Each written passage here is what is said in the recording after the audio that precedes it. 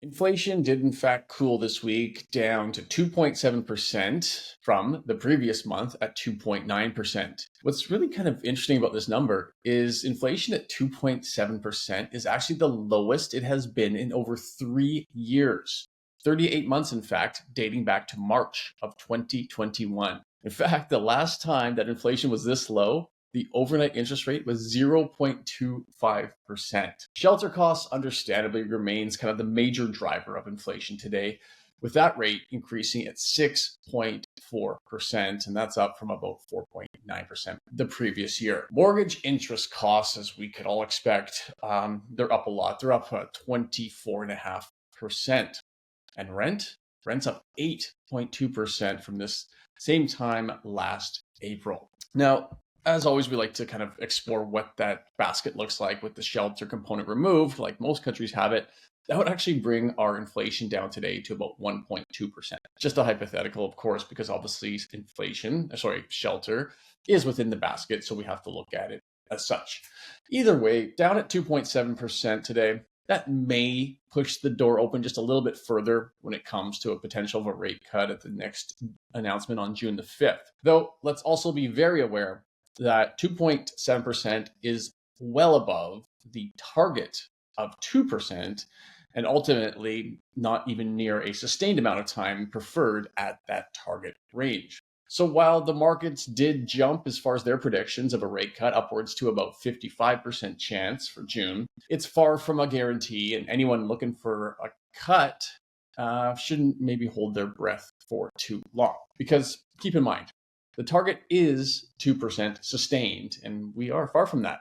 Also, the good old Bank of Canada, historically at least, seems to always be reactive, not proactive. So how much longer could it take for us to actually see a 2% inflation rate sustained? I mean, 6 months from now? And then would the Bank of Canada then react after that? Well, I guess the question for the BOC today is, do they believe that they still need the overnight rate to be at 5% to get inflation down to 2%? Or is 4.5% or 4% or just whatever lower enough today to continue the downward trend on the back of all the effects that have already taken place? Alternatively, if we saw any type of a rate cut, would that cause too much of an inflation lift and have them either freeze or potentially lift rates once again? A lot of eyes are pinned to the June 5th announcement. Either way, still a very difficult choice for the BOC. Yeah, and there's a lot, I think there's a lot of factors that the BOC is going to be looking at here, including employment data. There's so much to consider here, geopolitical tensions, all that kind of stuff. But one thing that's really interesting is that back in April, and I don't think a lot of people noticed this, I went onto the Bank of Canada's website and I was doing some research on there. And back in April, the BOC made a slight revision to its neutral interest rate, what it is trying to achieve in terms of where the interest rate just will continue to hum along once all of these pandemic shocks or the hangover shocks to the economy have been worked out, assuming that that takes place before another shock. So it's been, widely known that the neutral rate in Canada was set between 2 and 3% for some time. And there has been now a slight revision to the neutral rate, and the revision is up. So it's now going to 2.25 to 3.25%.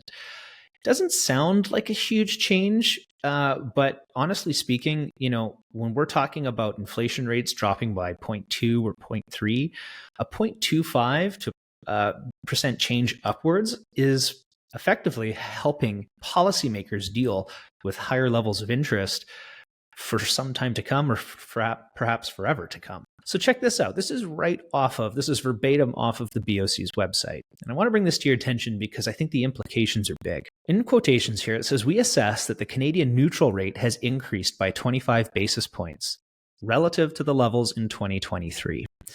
It now lies between 2.25 to 3.25. The change is driven by higher estimates of the US neutral rate and domestically by higher long-term trend labor input growth that is offset by lower long-term trended labor productivity growth." So if I'm reading that right, the BOC is relaxing the economic inflation environment to reflect more people being hired to produce less goods and services. That's what that sounds like. And going back here, as a fast-growing population increases, the proportion of young borrowers relative to middle-aged older savers is putting upward pressure on the neutral rate. However, offsetting this upward pressure is lower growth in long-run productivity. So we have effectively, this is an admission to have brought in a ton more people into the country and expecting lower levels of productivity after bringing in everybody that we have. Furthermore, we revise up our assumption for the long-run level of the net public debt to GDP ratio. The revision to the debt to GDP ratio puts further upward pressure on the Canadian neutral rate. You know, it's interesting. We've talked about this for a long time on the podcast, and we've asked the question many times if these target bands still make sense after all of this money that's been printed into the system in a post-pandemic world. Part of what they talk about on the website too is that the conditions that existed before the pandemic are nowhere near the conditions that exist after the pandemic. And so check this out. Capturing the impact of government debt on the neutral rate is done by two dimensions. So the first is the amount of debt issued to finance spending. So that means we're going to see higher levels of debt. And the second is spending on public pensions, which affects aggregate savings. So all else being equal, upward pressure on the neutral rate is going to come from a higher level of government debt and a more generous public pension, which reduces a need for savings. Sounds like higher taxes, more money printing. This is kind of an admission of inflation. It's likely going to be here to stay. So my key takeaways here: the debasement of our currency and upward pressure on inflation is here to stay. Hello to higher prices, higher wages, and ultimately higher costs. The BOC has rightfully acknowledged the anticipated drop in GDP productivity, while at the same time having increased our population dramatically. This is something we've also talked about for a long time.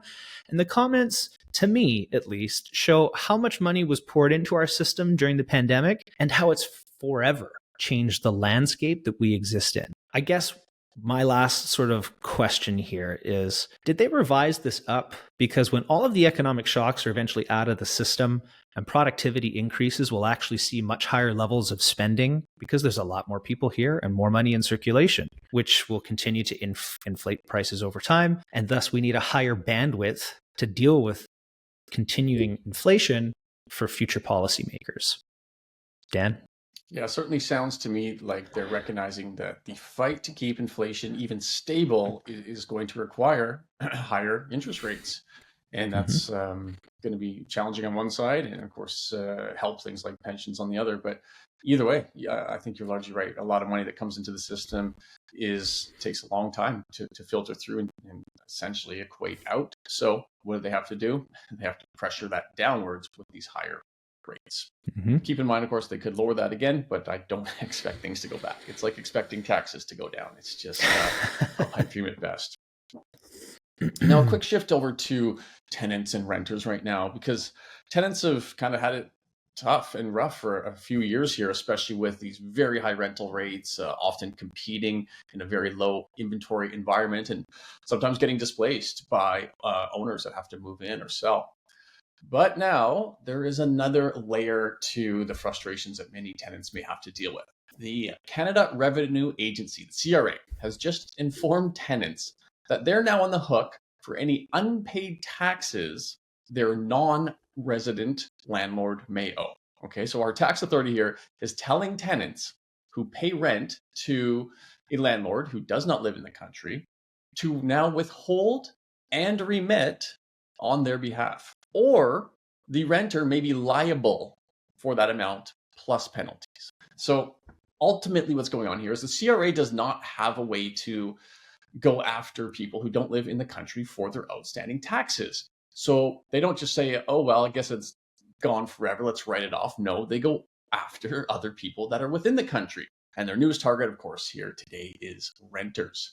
So the CRA requires renters to submit those funds on behalf of their non-resident landlord. The tenant now, like I said, must withhold 25% of the rent paid, submit it to CRA within 15 days after they've paid rent on that owner's behalf. But in addition, there's more. The tenant of a non-resident is now required to also file an NR4 tax form.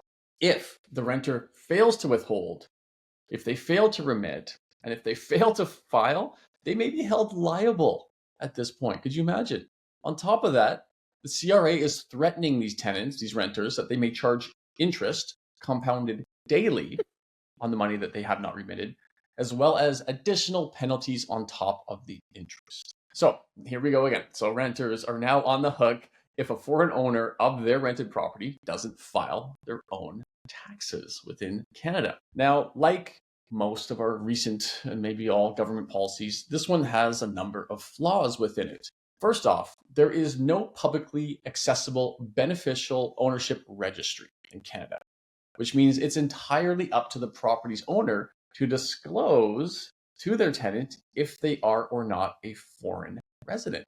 Understandably, if they just chose to lie, they could. And what if you wanted to dispute it? Well, understandably, the tenancy laws are provincial, while the CRA is federal. So that adds a whole nother layer of convolution and trouble to the tenants here. Unfortunately, it gets worse. Let's say you're a tenant and your landlord decides they won't disclose if they're a foreign owner. So you start withholding that 25% of your rent and start remitting it to the CRA as you are now bound to do.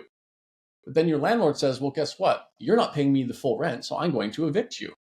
And it goes to the CRA's tribunal and the residential tenancy branch. Well, guess what? They're going to side on the landlord or with the landlord because they don't really care what the CRA rules are. They care that you are outside of or in breach of the tenancy rules. So all of a sudden now you've been evicted for doing what the CRA said because the province thinks in a different manner. Now you're out looking for a new rental property at the current rate.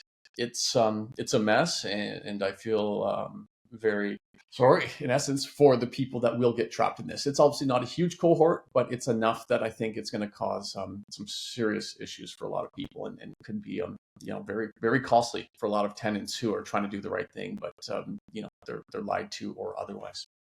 This is insane, Dan. This is a result of very, very poor policymaking and trying to band-aid a fix and putting it on.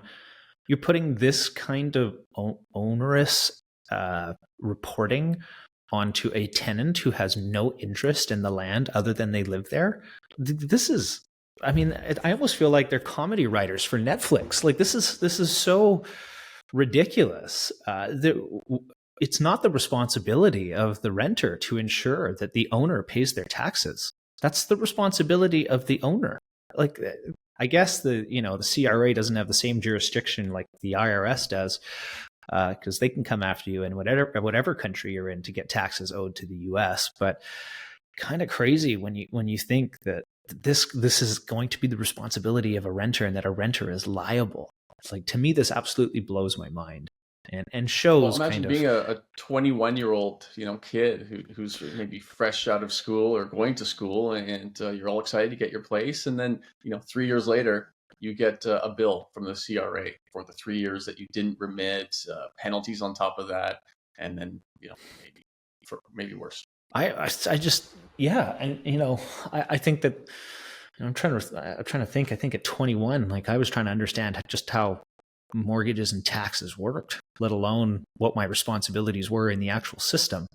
And so, I see this coming, this is going to have a bunch of claims, and this is going to head to court. I could just see that happening, but it's really effectively a result of our tax system not being able to adequately deal with taxation around properties. And it's just one problem after another. And now putting this on the foot of renters after all of the unaffordability that they have to deal with and the skyrocketing rent that's taken place in the last 8 years, like, it just kind of blows my mind that this is something that we actually have to deal with, and that this is the solution.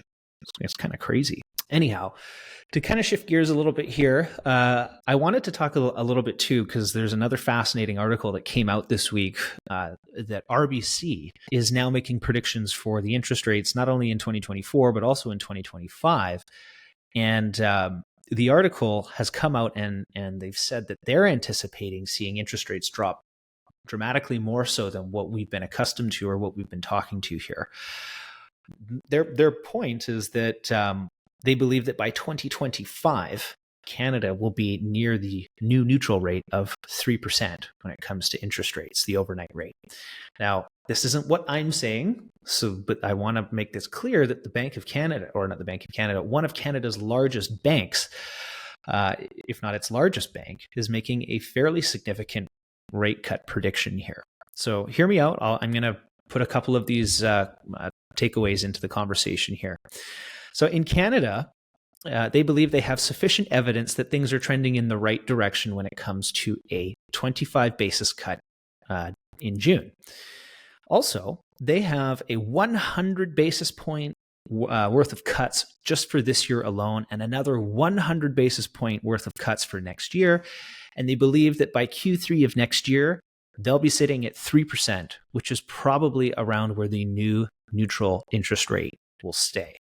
That obviously depends on what the macroeconomic data looks like at the time. But hear this too. In Canada, growth was really strong in January, but the rest of the first quarter was clearly not as strong. And inflation, while coming down on a 3-month moving average, they just think that the Bank of Canada will have to start cutting rates here and diverge from the US Fed. If they were to hold on for longer, they believe that it would actually really create a real concern and a huge error on the Bank of Canada's part. And it's not their base case. So obviously, if the Bank of Canada lowers rates too much, it's going to impact the value of the dollar. Well, RBC believes that the Canadian dollar will rest somewhere around 75 cents US. It's currently sitting around 76 and change. And by 2025, they had hoped it would be up to 78. But with this new data coming out here, they actually think it's going to be closer to 75 cents at the end of 2025. That will make for importing goods and paying for goods more inflationary. Though their biggest point is that inflation will likely come from energy, the one thing that we continually remove from the CPI basket. So again, very confusing, but nevertheless something to pay attention to. This was very interesting too. Quoted, "We're in a situation where affordability conditions in Canada are exceptionally weak. So that has been the impediment to resale activity. We expect resale activity in the housing sector will pick up mid-year once the Bank of Canada starts cutting." That seems to be a general sentiment. I think the lack of affordability has kept prices down in major markets across Canada, but having said that, they believe the price correction will probably, or has probably, run much of its course. This year, RBC has resale activity up 9.2% year over year, and in 25, they think it'll be 80% higher than that, back at 16.1%. And this is just a result of people going back to the marketplace in the fall once they see home prices cut. To be fair, they also see the US Fed cutting in December. That's based on their current level of economic data. What does it mean for home prices? Well, nationally speaking, they believe that home prices will be weaker this year than they were last year. So they were down 2.6% overall in 2023. And in 2024, they believe it'll be 1% lower. Although in 2025, they believe those losses will be erased and prices will be up 3.1% year over year in 2025. It's very interesting foresight coming out of one of Canada's biggest banks about prices and where the neutral interest rate may be in the coming years. One thing that's obviously going to affect home prices is inventory. And for most of the last 2 years, we've been talking about inventory being somewhere around a 10 to 20-year low. Like it's been substantially low. And yet all of a sudden last month, we had this spike that pushed inventory locally up to a 4-year high. And to go from like a 20-year low to a 4-year high within one calendar year is pretty exceptional. And we're also keeping a close eye on this because we're right now about 7 weeks into quite an inventory spike here in the GVRD. If you remember last month, we ended the month at just over 12,000 active listings. And that, as I mentioned, was a 4-year high. Today, at the time of this recording, which is Thursday, May the 23rd, the total active listings has jumped further we're now sitting at 13,900, an additional 1,900, almost 2,000 more than we were just 3.5 weeks ago. And if that number sustains into the month of June, that will equal a 5-year high in listings, dating all the way back to September of 2019. So what does this mean? Will it start to result in these quote unquote deals that buyers are looking for? Possibly, but we do know the market, even though we are seeing a very quick and dramatic shift, it does take months for the big ship to turn, if you will. A rate cut, even if it's a quarter point, anytime in the rest of this year, may result in some buyers being more stimulated or motivated to come back to the marketplace and absorb some of that inventory. Though I do start to think here, if we see this spike continue into the month of June as well, summer will turn into a very interesting time because we will see these 5-6 year highs in inventory in a season or a couple of months here where typically sales are quite low. What does that mean for buyers? Well, hey, start considering August as a target if you are looking for potentially increased motivation in a higher number of sellers, as months and months on market might start to change their idea of value. Either way, we're obviously going to continue to keep a very close eye on inventory because it's always the story. Whether it's up or it's down, it never just seems to be flat. And we've gone from dramatic lows to increasingly, a little bit more dramatic highs. So this may shift the power dynamic within the landscape. And it is, as always, super interesting to watch. Ryan, what's your take on inventory? I mean, anecdotally speaking, we've probably had more listings this year than maybe we've ever had. And, if they're not priced correctly, they are sitting, is the real answer. And I think at the end of the day, while I suspect inventory may peak in the coming months here, just because seasonally we typically see all kinds of activity, both listing and purchases, peel off from June through August. As people go away, they're just focused on other things. Kids are out of school. There's just not that same amount of effort or attention taking place in the housing market. And as a result, I think it'll stabilize to some degree. I don't think we'll see a massive surge going through the summer or anything like that. But I do think as properties sit on the marketplace, they will begin to compete against each other, and there will be a period of time where buyers will be able to exercise trying to get a deal by leveraging one property for sale against another. Instead of sellers leveraging one buyer against another. So we'll see that, I think, for some time in the short run, though I think it really depends on what continues to happen with our macro environment. If we continue to see softening in GDP, we continue to see a reduction in rates in the latter half of the year, I think that could change the scenario again. It's very fluid right now, and I don't think... I just don't see prices continuing to climb in this environment. I think they'll trade sideways. They could dip between, much like the article says, somewhere between 1% to 3%. And then I think we'll see a change in interest rates. We'll see a change in sentiment. And remember that a lot of buyers buy on sentiment. So if the sentiment continues to change, I think you'll start to see that reflect in the marketplace in a bit of the medium to longer run. Well, there you have it. That is this week's What's Hot in Real Estate. Inflation trending down, starting to get a little bit more interesting. It might not be higher for longer when it comes to interest rates. It might be higher forever. It's kind of the sense we're getting, especially with that increase in neutral rate.